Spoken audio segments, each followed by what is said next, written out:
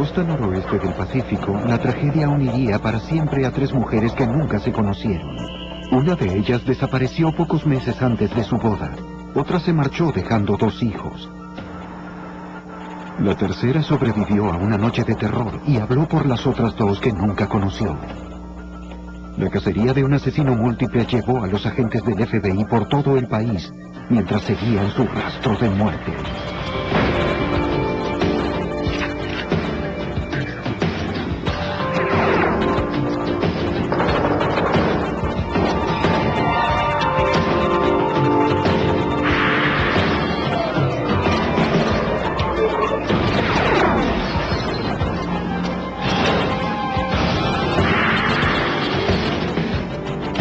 Los archivos del FBI.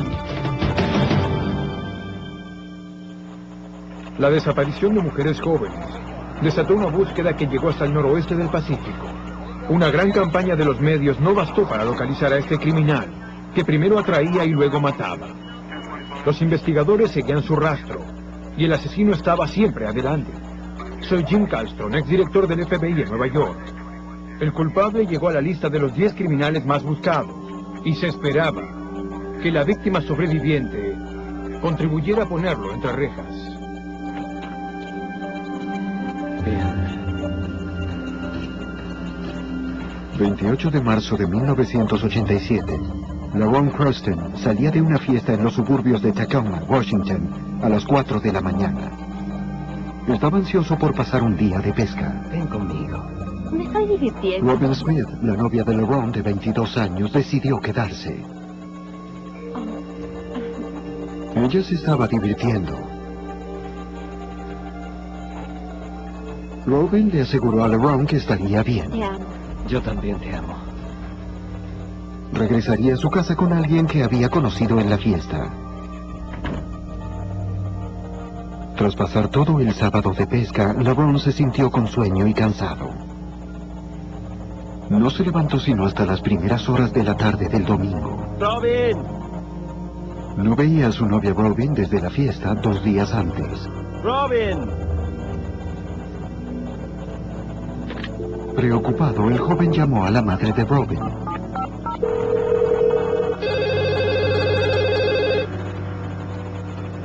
Hola. Hola. Edna Smith suponía que su hija estaba con LaRon. No, déjeme ver un momento. ¿Robin? Ella se fijó si Robin estaba en su alcoba. ¿Robin? No, no la he visto. Tal vez había llegado tarde sin ser oída. ¿Puedes revisar su habitación? LaRon le dijo a Edna que no se preocupara. Bien, estaré allí pronto. Tal vez Robin había decidido pasar el resto del fin de semana en casa de sus amigos. Hola. 1 hora después, LaRon y el hermano de Robin llegaron al apartamento. No hay nadie. ¿Nos vamos? No tenemos alternativa. Sin indicios de Robin, su familia decidió llamar a la policía. LaRon fue a casa de los Smith a esperar a los detectives de la oficina del alguacil del condado de Pierce. Hola, soy la madre de Robin. Todos estaban preocupados. Robin nunca había hecho nada así. Esta chica, muy buena. Siempre me avisa cuando no va a regresar a casa. La describieron como una joven feliz y tranquila.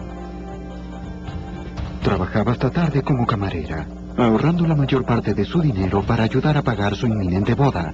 El detective Terry Wilson y su compañero iniciaron la investigación. Sí. ¿Podemos quedarnos con esto? Oh, sí.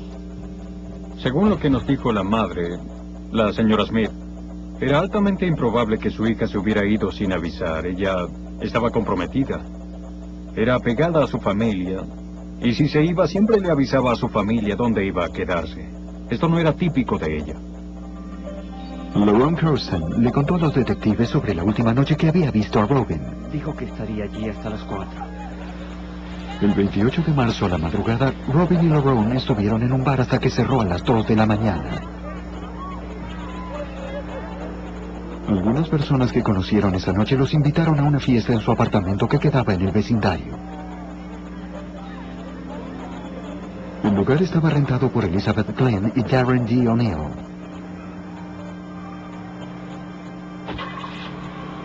LaRonde y Robin se estaban divirtiendo tanto que no querían que terminara. Me fui... El último sitio donde LaRonde vio a Robin fue en la fiesta. Antes de ir allí, ¿qué hora era? El detective Wilson fue al lugar donde se había realizado la fiesta. Hallaron a Elizabeth Glenn en casa.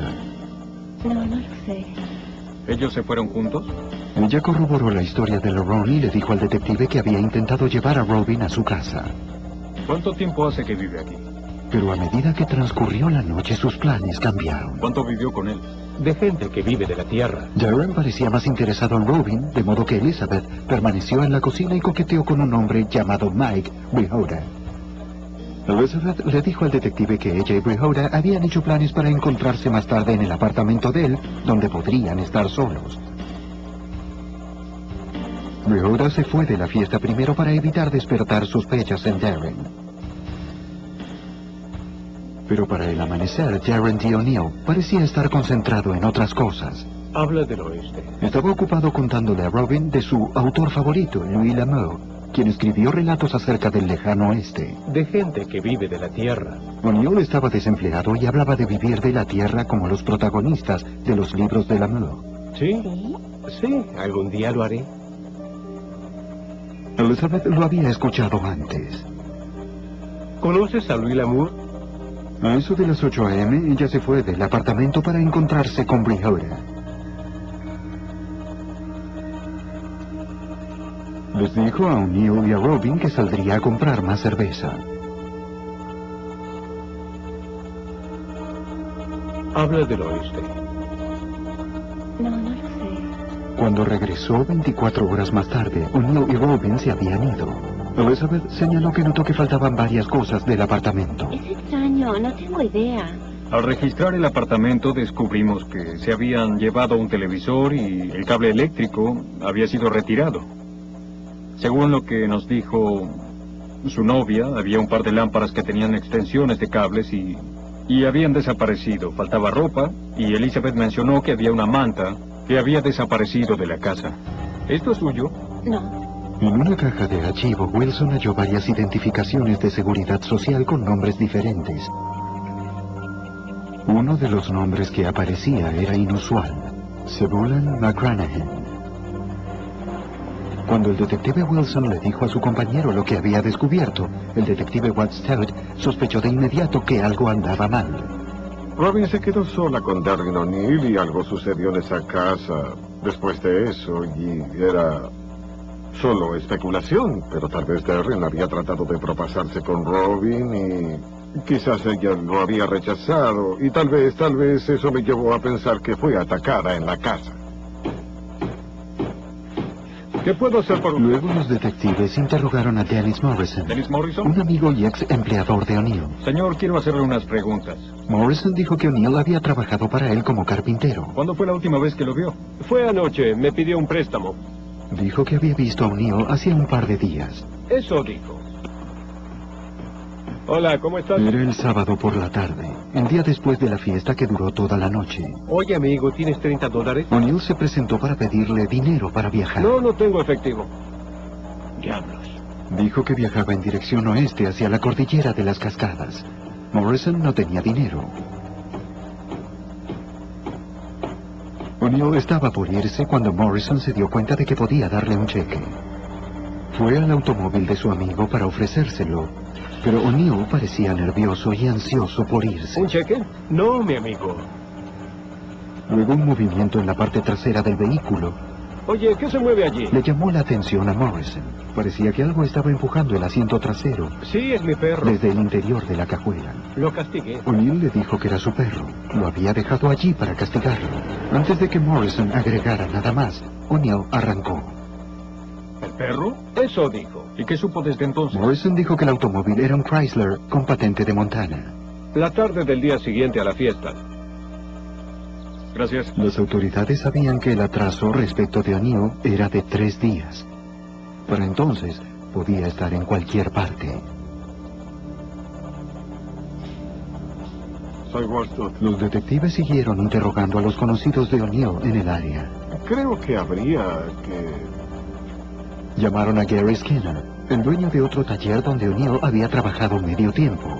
Debemos interrogarlo sobre las circunstancias. Él les dijo que había buscado a O'Neill desde su último día de trabajo. Cuando Darren se fue, tomó un martillo del comercio que luego desapareció, y el señor Skinner pensó que él se lo había llevado, porque no había otra explicación.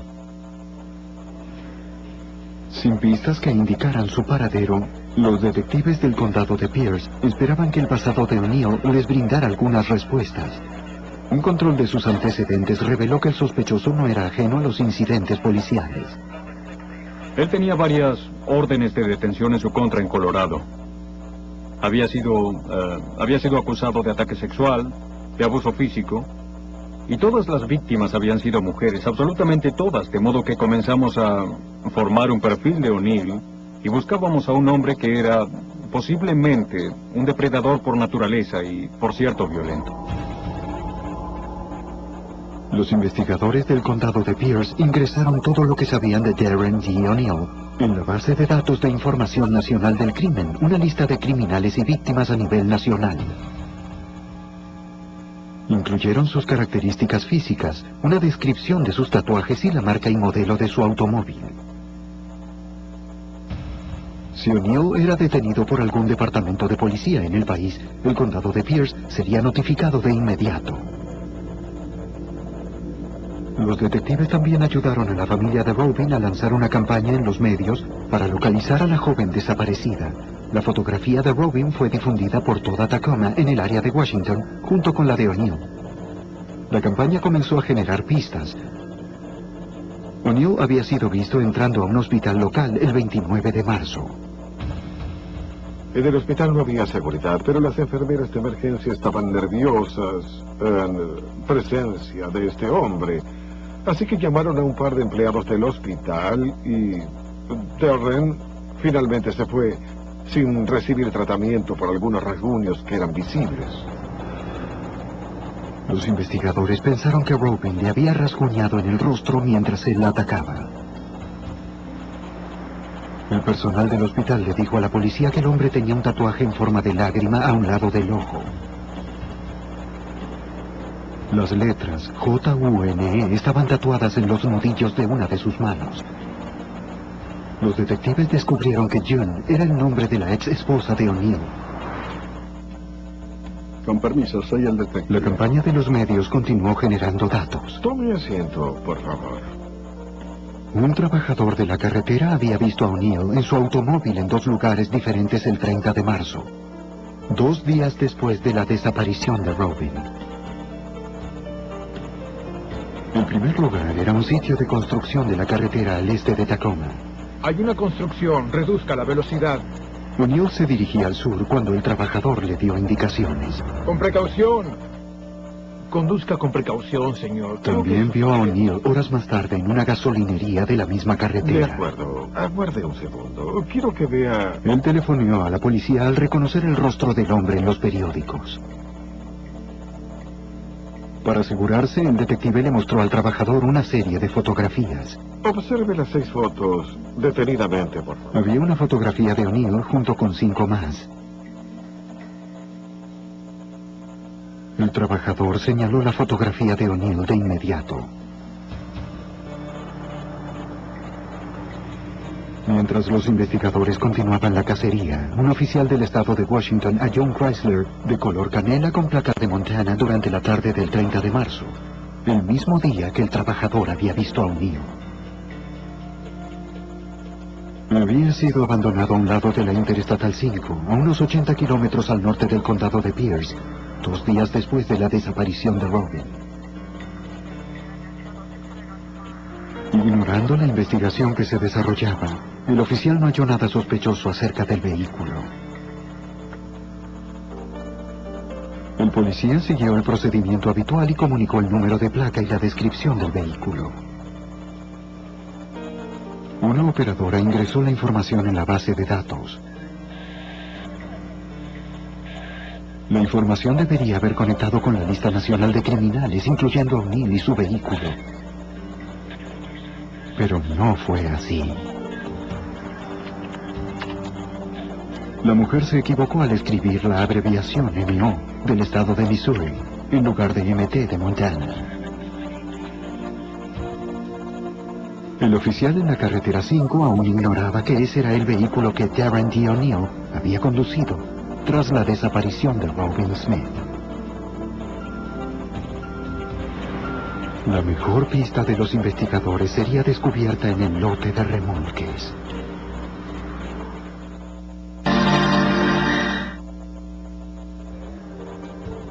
Pocos días después, el periódico local publicó un artículo sobre el secuestro de Robin Smith. La nota describía el vehículo de O'Neill. Parecía similar al Chrysler que un operador de remolque había recogido recientemente. El hombre cotejó la marca, el modelo y el número de placa. Coincidieron. Rápidamente notificó a la policía. Los detectives iniciaron un control del número de identificación del vehículo Chrysler.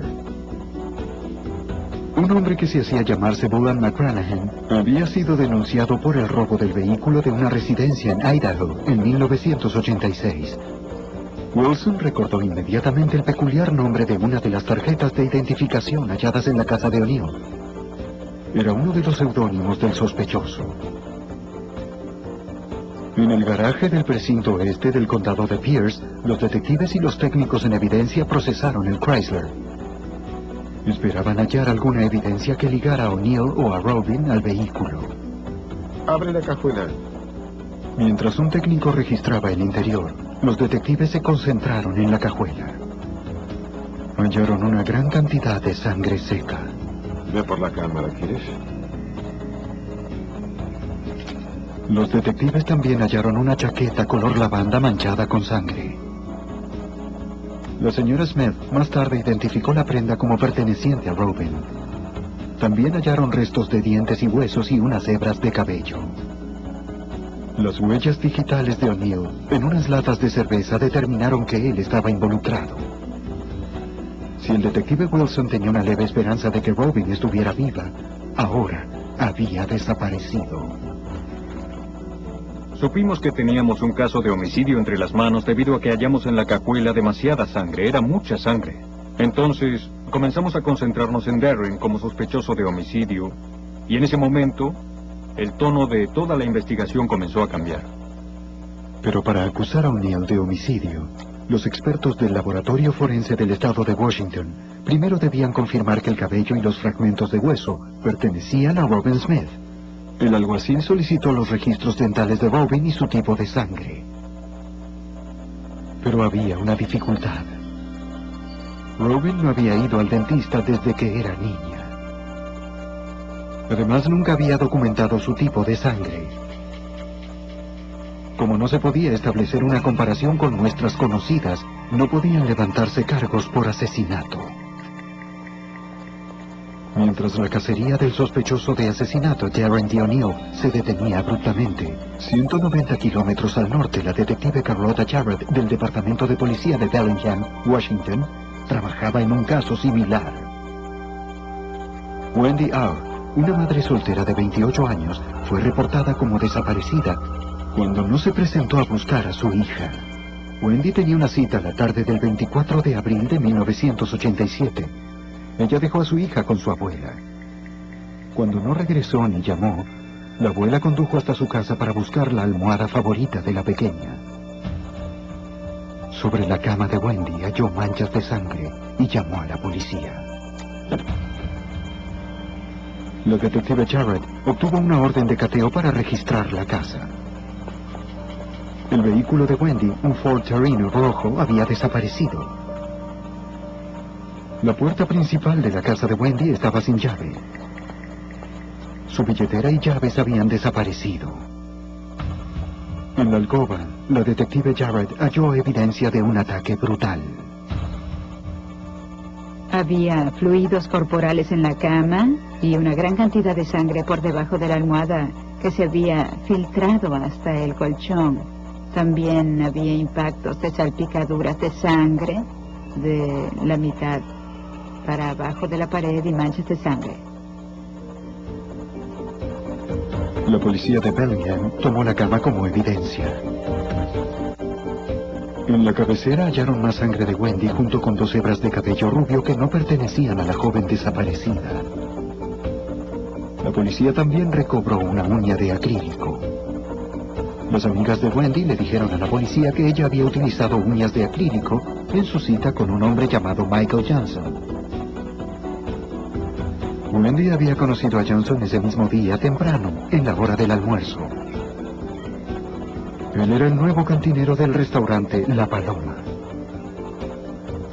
La detective Jarrett revisó el restaurante en busca de pistas. Contacté a la dueña para ver si ella había llenado una solicitud de empleo para Johnson, pero lo único que tenía era un tapete individual de mesa donde él había escrito datos. Me entregó el tapete y lo procesamos para hallar sus huellas digitales. Mientras la detective esperaba los resultados, visitó un albergue local que el cantinero había anotado en el tapete individual como su lugar de residencia. La detective Jarrett habló con un empleado del albergue, quien recordaba el día que Johnson se había ido. Él había visto al señor Johnson en el albergue a las 7:30, 2 días después de que Wendy tuvo cita con él. Y en ese momento llevaba pantalones negros, un chaleco, una camisa blanca y una corbata, y dijo que iba a trabajar y que había conocido a una mujer que iba a mudarse con ella. El empleado del albergue también agregó que el señor Johnson conducía un Torino rojo y se marchó en él. Antes de todo eso, no tenía vehículo. El 4 de mayo de 1987, Jarrett recibió una llamada telefónica de la policía de Eugene, Oregon. Habían hallado el automóvil de Wendy, un Ford Torino rojo abandonado en el estacionamiento de una taberna. En su interior, la policía halló huellas digitales que coincidían con las del tapete individual. Un control en el sistema automático de identificación de huellas digitales reveló que las huellas pertenecían a Darren D. O'Neill, el hombre buscado por el asesinato de Robin Smith.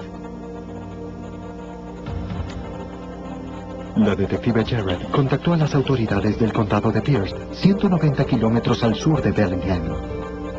Pronto descubrieron que había notables similitudes entre ambos casos. Los delegados del condado de Pierce llamaron al FBI para que los ayudara en la búsqueda.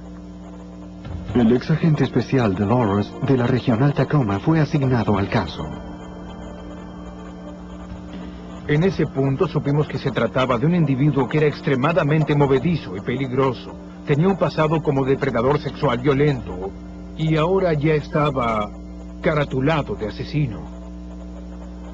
Como los cuerpos de Wendy y Robin aún estaban desaparecidos, no se levantaron cargos formales por homicidio. Gracias. Los cargos contra O'Neill por agresión sexual aún estaban pendientes en Colorado. El FBI abrió un caso federal contra el fugitivo por escape para evadir procesamiento.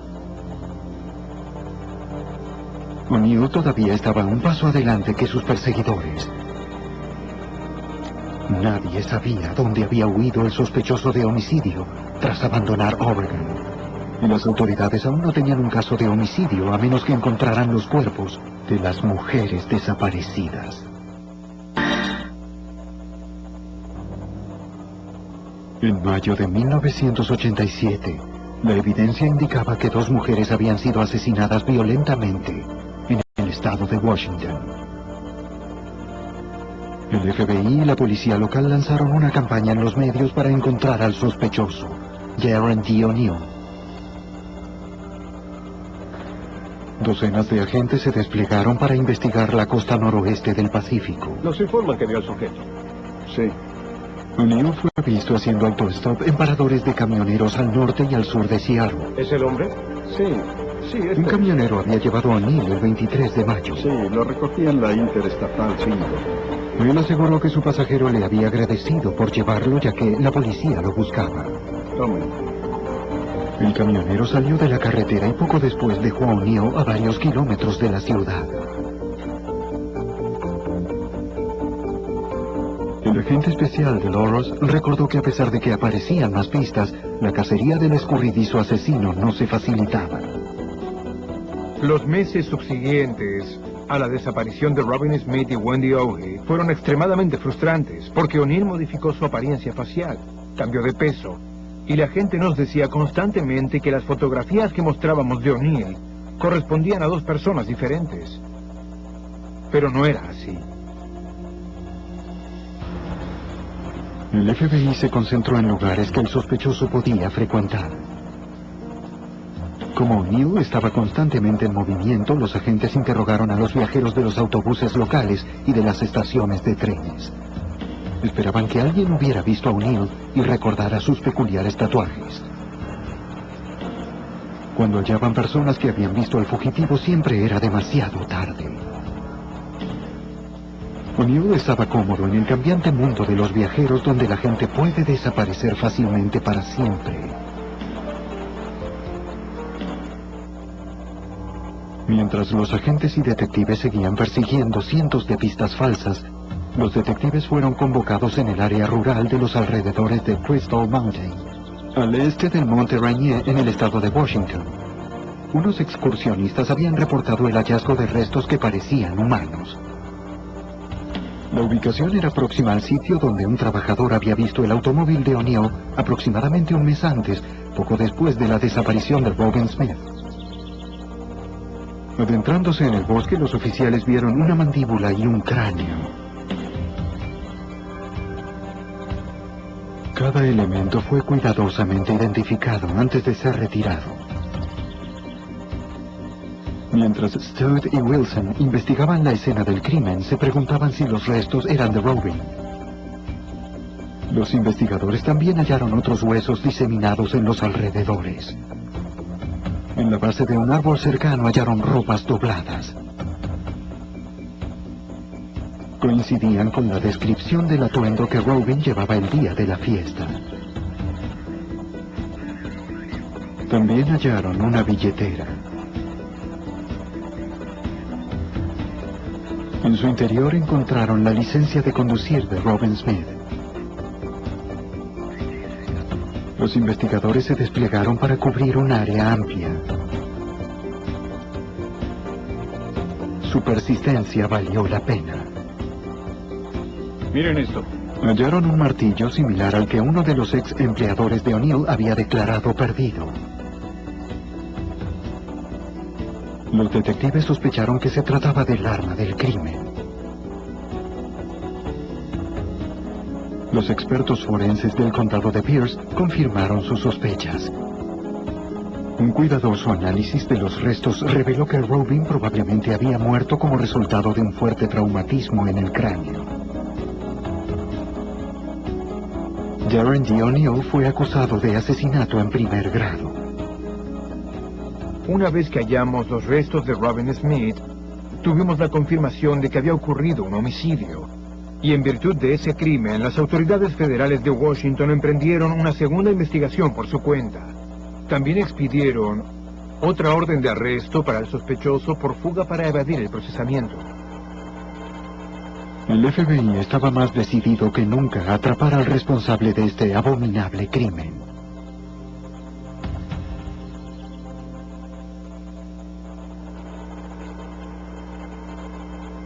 Hacia junio de 1987, el FBI había tramitado 2 órdenes federales de arresto para el sospechoso de homicidios múltiples, Darren D. O'Neill, quien aún estaba suelto en la costa noroeste del Pacífico.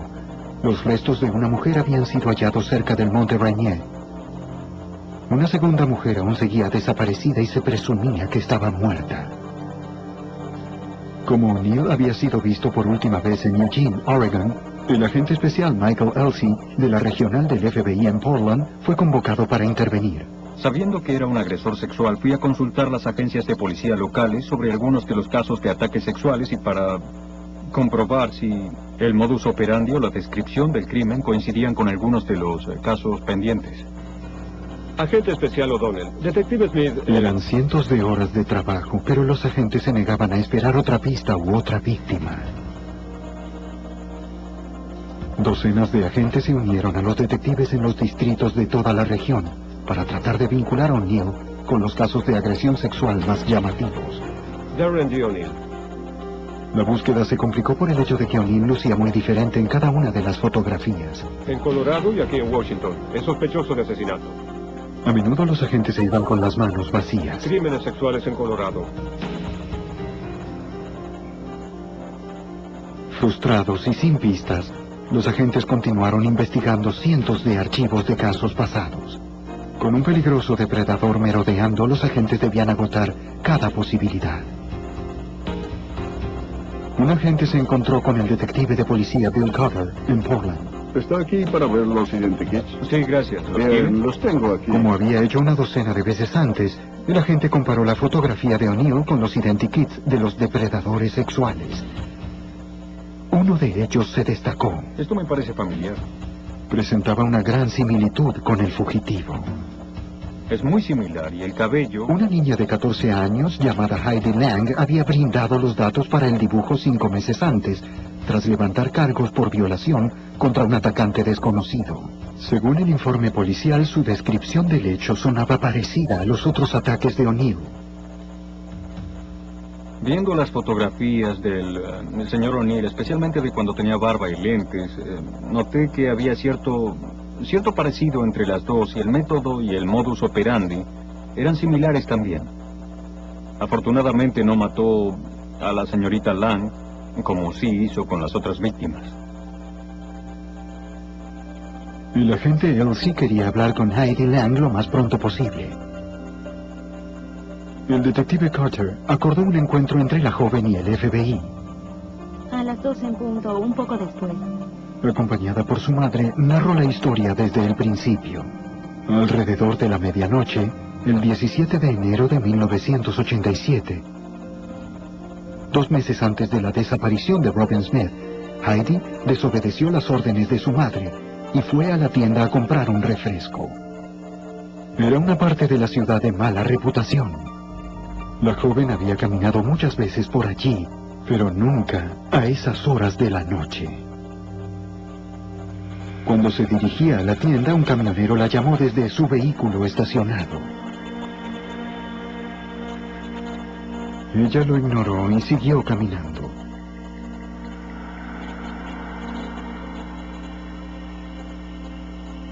Solo le llevó unos minutos comprar el refresco y luego emprendió el regreso a casa.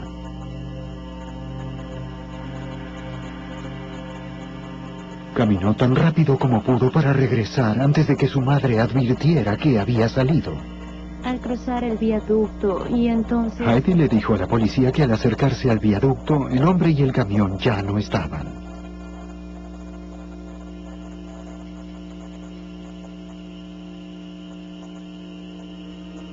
Pero del otro lado del viaducto, un hombre saltó de entre los arbustos y la tomó con fuerza.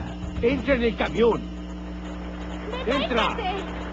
La forzó a entrar en el camión, amenazándola con una navaja y la empujó hacia el interior, tras estacionarse a un lado de la carretera.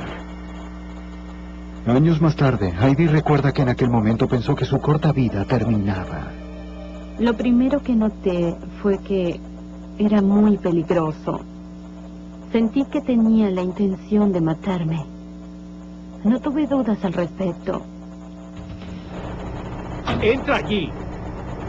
Él la obligó a meterse en el área de descanso del camión. Heidi estaba aterrorizada, ignorando a dónde la llevaría o qué le haría. Me amenazó con convertirme en una prostituta y venderme a un prostíbulo. Iba a matarme si se enfadaba conmigo. Tenía que comportarme como si tuviera una conversación con él y al mismo tiempo averiguar lo más posible acerca de él.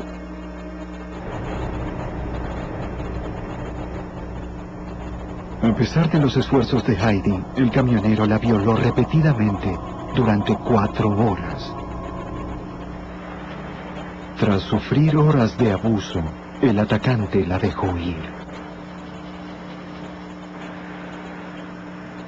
Ella corrió hasta llegar a una parada de camiones. Le pidió a un empleado que la llevara a su casa. Después de todo lo que había pasado, Heidi se sometió valientemente a una prueba de violación. Esto brindó a los investigadores las muestras de semen del violador, a pesar de que no podían realizar una comparación hasta que el sospechoso no estuviera detenido. Cuando Heidi terminó su historia, el detective Carter le mostró una serie de fotografías de O'Neill y otros hombres parecidos a él. Me sorprendió ver su fotografía y se la mostré a la policía. Realmente no esperaba verlo entre ellas. No había oído nada del caso desde que había dado los datos para el identikit. Al ver el rostro de su atacante, los terribles recuerdos del episodio volvieron a su mente, pero nunca dudó en presentar cargos en su contra. Heidi estaba decidida a enfrentar a su atacante y colocarlo tras las rejas. Una camisa, pantalones de jean. El agente Elsie llamó a la oficina de Tacoma. Finalmente había un testigo dispuesto a declarar contra O'Neill. Se fue a otro sitio, pero... de acuerdo... Pero aún debían encontrarlo. El agente Delores telefoneó a la oficina central del FBI en Washington, D.C. para solicitar ayuda adicional. El 18 de junio de 1987, el nombre de Darren G. O'Neill fue incluido en la lista de los 10 hombres más buscados por el FBI. Ahora el caso era prioridad de todas las oficinas del FBI en el país. Los agentes debían encontrar a O'Neill antes de que volviera a atacar.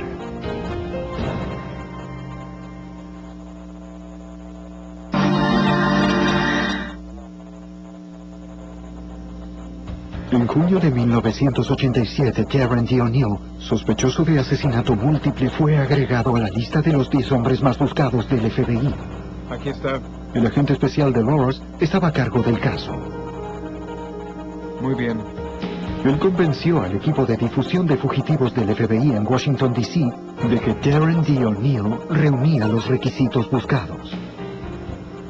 La decisión de incluirlo en la lista de los 10 hombres más buscados es el resultado de una serie de factores. Primeramente, se trata de la protección de la comunidad. En segundo lugar, tiene que ver con la habilidad de estos individuos para movilizarse, trasladarse a través de líneas interestatales y mudarse de un estado a otro.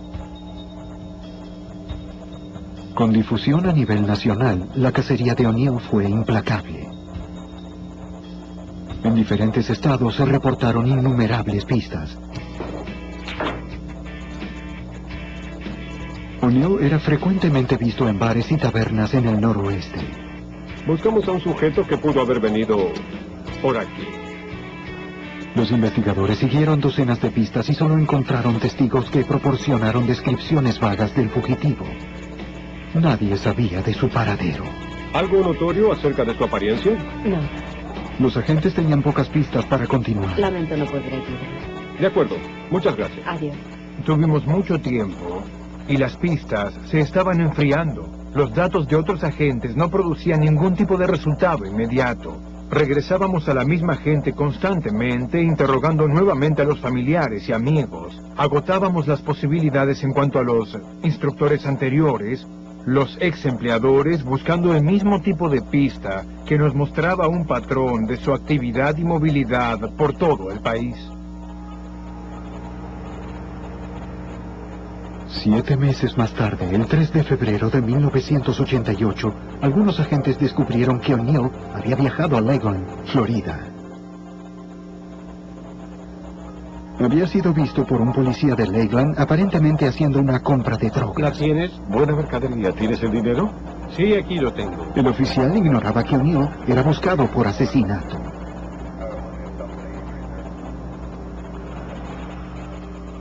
O'Neill vio al policía, pero no hizo nada. El oficial viró con su patrulla para investigarlo.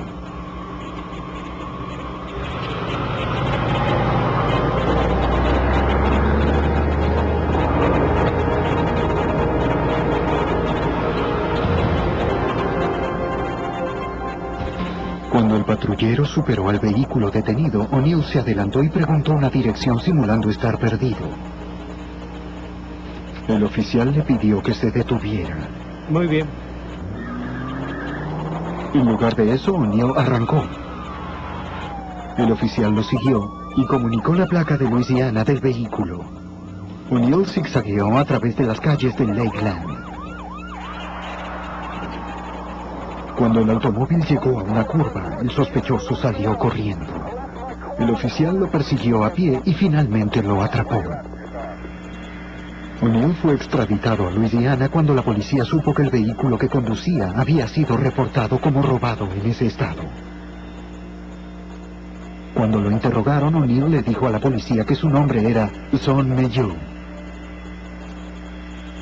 Una empleada que trabajaba durante las noches comparó las huellas digitales del individuo que ella conocía como Son Me-Yu con la lista de huellas digitales asociadas con los 10 fugitivos más buscados del FBI y descubrió que el individuo que ella conocía como Son Me-Yu era el mismo Darren D. O'Neill. O'Neill fue extraditado al estado de Washington para enfrentar cargos.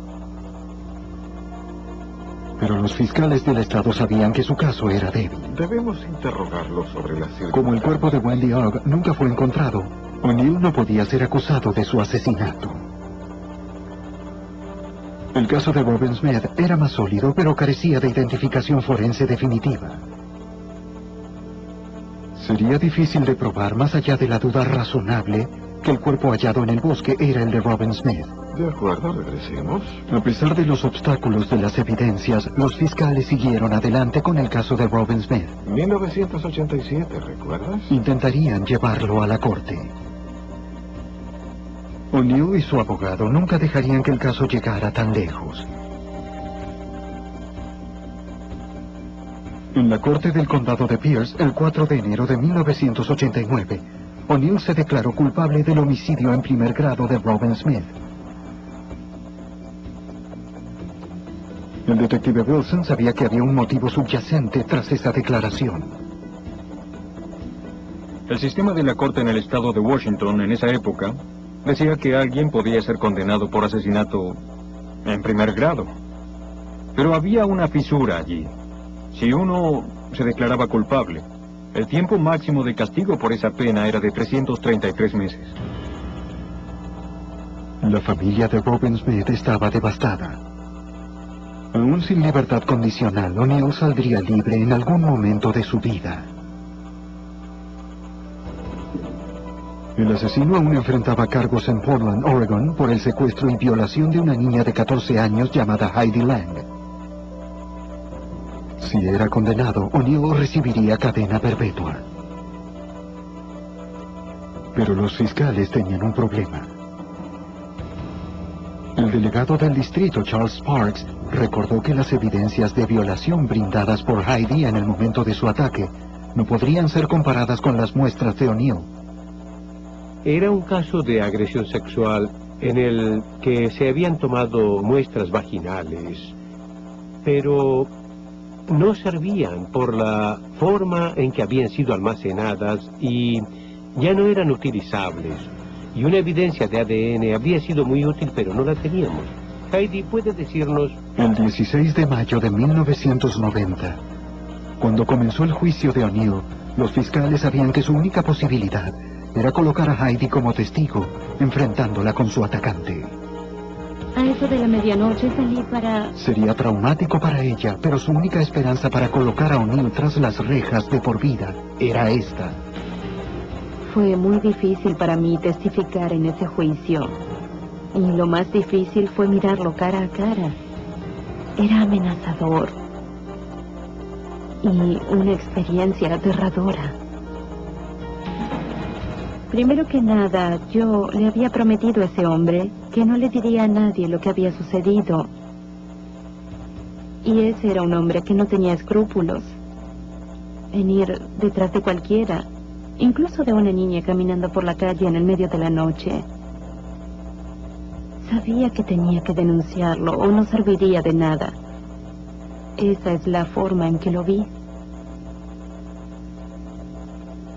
¿Aquí adentro hoy? Sí, ¿Podría señalarlo? es él. Heidi señaló al hombre que la había secuestrado y violado, sentado solo a pocos metros frente a ella. Su testimonio fue suficiente para condenar a O'Neill. El jurado lo encontró culpable de los 16 cargos de secuestro y violación. Según la ley de Oregon, fue sentenciado a 135 años en prisión. Jaron D. O'Neill cumple su primera sentencia de 27 años en la penitenciaría del estado de Washington. Luego será trasladado a Oregon para pasar el resto de su vida tras las rejas. Una vez que fue condenado, pude dejar todo eso en el pasado. Pude seguir adelante. Y eso fue muy importante para mí. Creo que nunca habría logrado superar todo eso si no lo hubieran puesto tras las rejas. Para el agente de Loros, aunque abandonó el FBI para servir como fiscal de distrito en Sacramento, California, el caso aún está fresco en su memoria. Hasta el día de hoy tengo el aviso de buscado de Darren O'Neill colgado en mi oficina de fiscal de distrito. De ese modo, me recuerda los peligros que enfrentamos cada uno de nosotros, cada vez que tenemos que salir a la calle. Soy particularmente consciente del hecho de que él representa un peligro significativo para las mujeres de la sociedad.